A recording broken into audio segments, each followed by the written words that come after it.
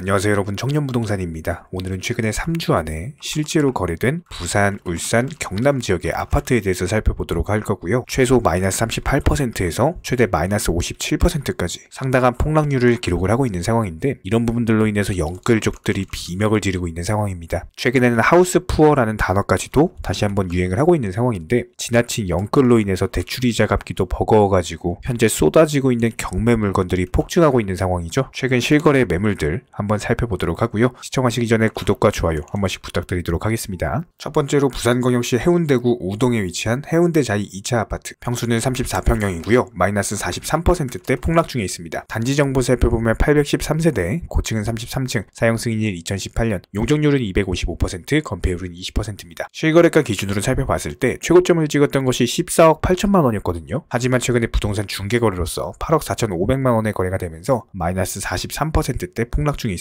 두 번째로 부산광역시 사상구 괴법동에 위치한 괴법 한신 아파트입니다. 평수는 32평형이고요. 마이너스 44%대 폭락 중에 있습니다. 단지 정보 살펴보면 1094세대, 고층은 25층, 사용 승인일 1998년, 용적률 361%, 건폐율 22%입니다. 실거래가 기준으로 살펴봤을 때 상당히 난해한 모습을 보여주고 있는데, 최고점을 찍었던 것이 4억 8천만 원인데 불과 얼마 안 됐어요. 근데 비슷한 시기에 부동산 직거래로서 2억 7천만 원의 거래가 되면서 정말 중구난방 형식의 차트를 보여주고 있는 상황인데, 여기서 분명한 점은 3억대 밑으로는 거래가 안 되다가 최근에 부동산 직거래로 3억 원이 깨지면서 2억 7천만 원의 거래가 됐어요. 마이너스 44%대 폭락 중입니다. 세 번째로 부산광역시 강서구 명지동에 위치한 명지국제신도시 호반베르디우입니다. 평수는 34평형이고요. 마이너스 49%대 폭락 중에 있습니다. 단지 정보 살펴보면 694세대, 고층은 29층, 사용 승인일 2017년, 용적률은 219%, 건폐율 12%입니다. 실거래가 기준으로 살펴봤을 때 최고점을 찍었던 것이 8억 5천만 원이었거든요. 하지만 최근에 부동산 중개거래로 4억 3천만 원의 거래가 되면서 마이너스 49%대 폭락 중에 있습니다. 네 번째로 부산시 강서구 명지동에 위치한 명지대박 노블랜드 오션뷰 2차고요. 평수는 34평형, 마이너스 57%대 폭락 중에 있습니다. 단지 정보 살펴보면 600세대, 고층은 20층, 사용 승인일은 2016년,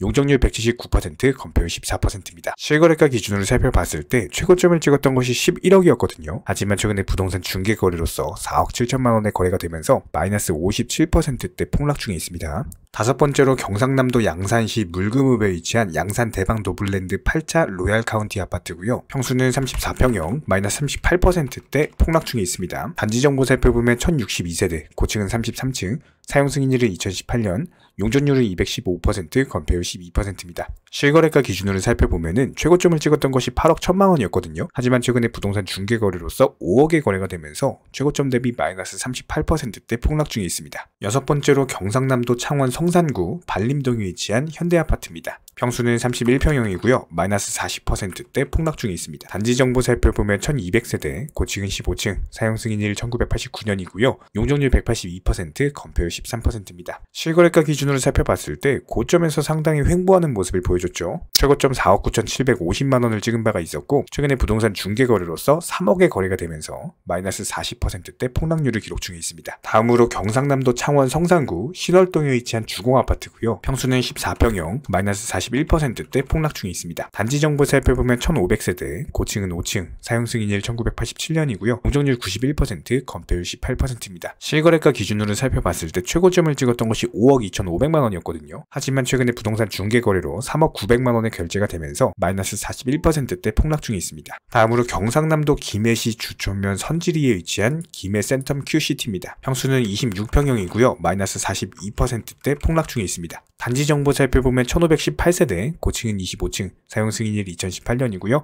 용적률 223%, 건폐율 16%입니다. 실거래가 기준으로 살펴보면은 최고점을 찍었던 것이 4억 6천만 원, 하지만 최근에 부동산 중개거래로서 2억 6,500만 원의 거래가 됐고요. 마이너스 42%대 폭락 중에 있습니다. 다음으로 울산광역시 남구 야음동에 위치한 대연 더샵 아파트입니다. 평수는 29평형이고요. 마이너스 39%대 폭락 중에 있습니다. 단지 정보 살펴보면 275세대, 고층은 27층, 사용 승인 승인일 2018년이고요. 용적률 263%, 건폐율 16%입니다. 실거래가 기준으로 살펴봤을 때 최고점을 찍었던 것이 7억 8,500만원, 그리고 나서 나온 하락 추세가 이어지면서 최근에 부동산 중개거래로서 4억 7,500만원의 거래가 됐고요. 마이너스 39%대 폭락세 이어지면서 아직까지도 바닥을 모르는 상황. 다음으로 울산광역시 남구 야음동에 위치한 울산 호수공원 대명 루첸 아파트입니다. 평수는 30평형이고요. 마이너스 41%대 폭락 중에 있습니다. 단지 정보 살펴보면 817세대, 고층은 29층, 사용 승인일 2020년, 실거래가 기준으로 살펴봤을 때 최고점 찍었던 것이 7억 3천만원이었고 고점에서도 몇 차례 거래가 이어지던 중에 거의 1년 넘는 시간 동안 거래가 완전히 없었어요. 그러다가 최근에 나오는 폭탄 매물들, 부동산 중개거래로서 4억 3천만원의 거래가 되면서 마이너스 41%대 폭락 중에 있습니다. 다음으로 울산광역시 동구 화정동에 위치한 힐스테이트 이스턴베이, 평수는 34평형이고요. 마이너스 42%대 폭락 중에 있습니다. 단지 정보 살펴보면